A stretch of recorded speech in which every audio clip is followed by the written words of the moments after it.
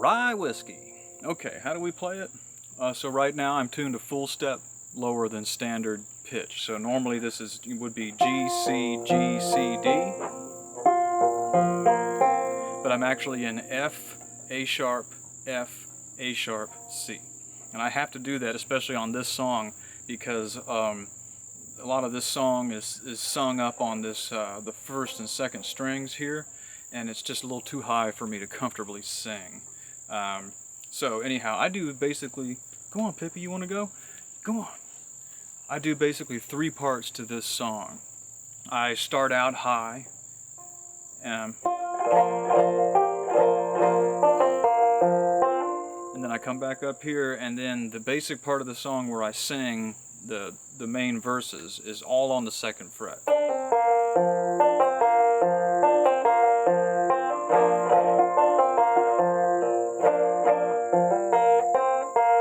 And then the 3rd part I do is the little bass run, which is where I sing the refrain over that.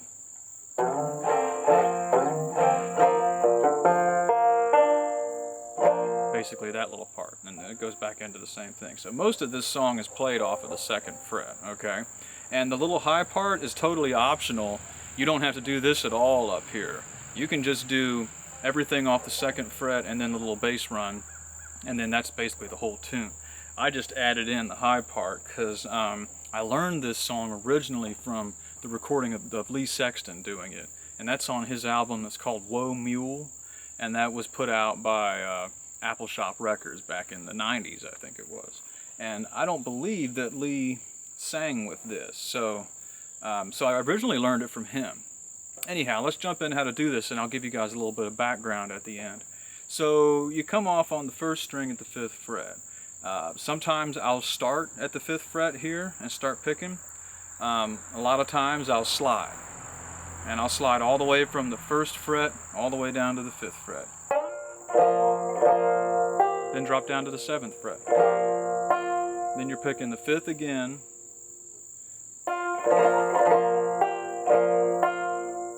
Then you go all the way up quickly to the 1st string at the 2nd fret and do a pull off. And then the 2nd string open.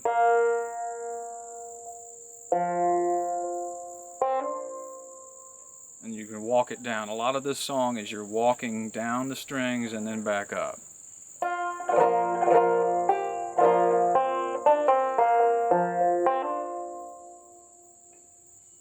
At the 5th to the 7th, then you play it open and then pull off and then a hammer. And then you're going to walk it down to the bass.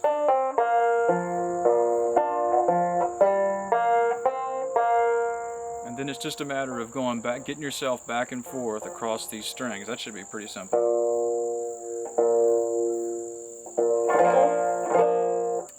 And we'll show you how to do that here. So that's the high part. And like I said, I don't sing up there. That's just way too high for me to sing. Most of my singing I do back and forth across the 2nd fret. And there's a couple of different ways you can do that. You can walk it all the way down to the bass string. Rye whiskey, I know you from old. You robbed my poor pockets of my silver and gold. Now that's all on the 2nd fret, just going back and forth.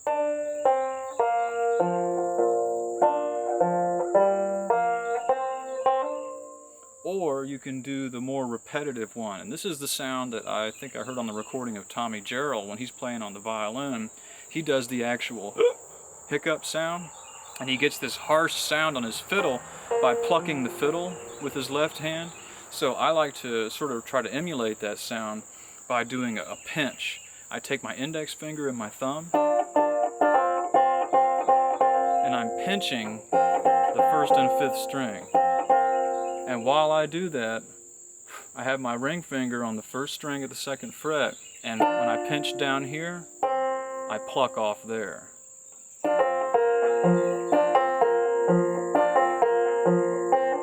So that gives you that repetitive hiccup sound.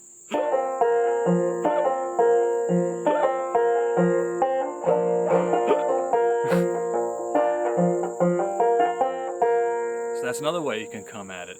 I don't really ever do the hiccup sound. I think it sounds hokey when I do it, So I've never done that in a recording or on stage. I might do it for a small audience of friends or something, more as a joke than anything else. But if you want to do that, I think it's cool. Go for it. Tommy Gerald did it, you know, and a lot of other people have done it too.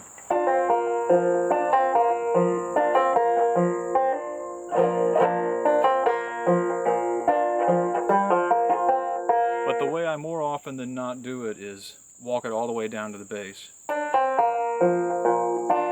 I'm still incorporating a pinch.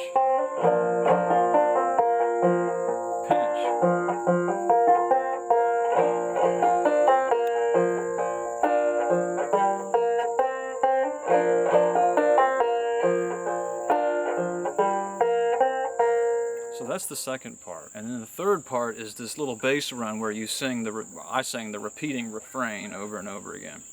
So I will slide all the way from the 1st fret to the 4th fret.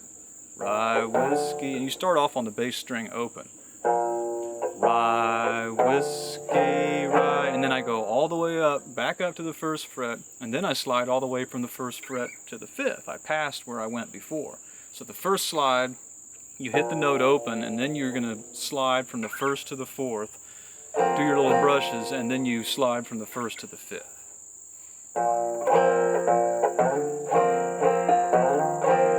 And then I like to do a hammer on the 4th string at the 4th fret and walk it back up, ending with the hammer on the 1st string at the 2nd fret. I think that hammer on the 4th string at the 4th fret is the prettiest way to do it, so I don't really ever change that up. I've thought about this for a long time, and I think this is the prettiest way to do it.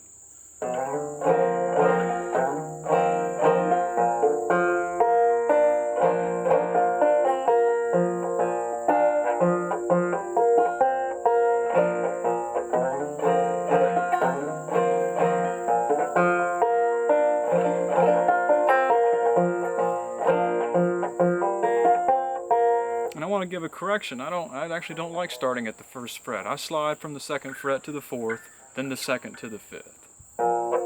Yeah, sounds prettier that way.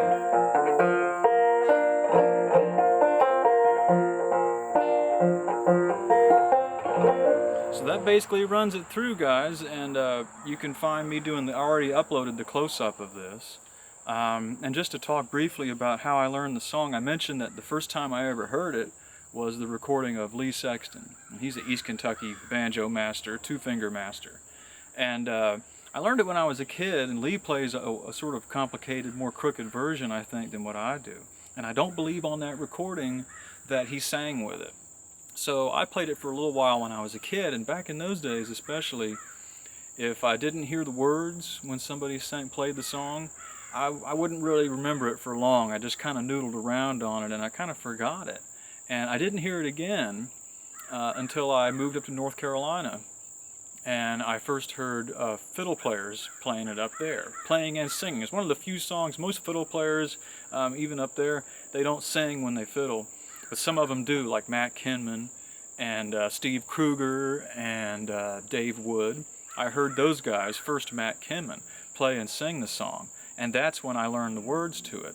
Also up there is where I heard the recording of Tommy Gerald do it, and he of course sings with it as well.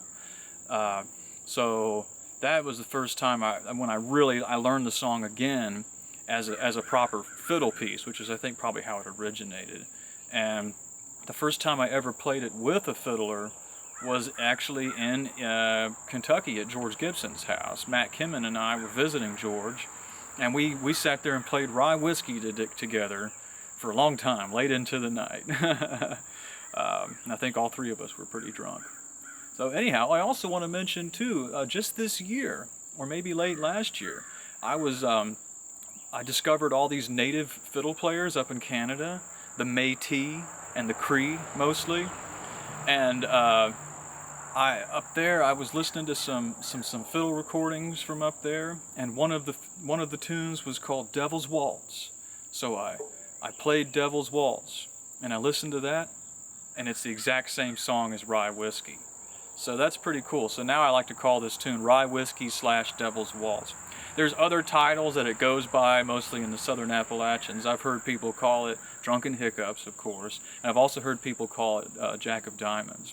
But I think, you know, Jack of Diamonds is a title to other blues songs and stuff, and Drunken Hiccups, since I don't hiccup with the song, I don't like to call it that. But I do like the titles Rye Whiskey and Devil's Waltz. It's a pretty cool title, I think. So maybe, you know, check out some of that stuff. Okay, guys, that's about all the time I've got for this little lesson. I hope that helped you. And give me some feedback if there's anything I did wrong or I forgot, or if you just want to say howdy. You know, I'd sure appreciate hearing from you about it.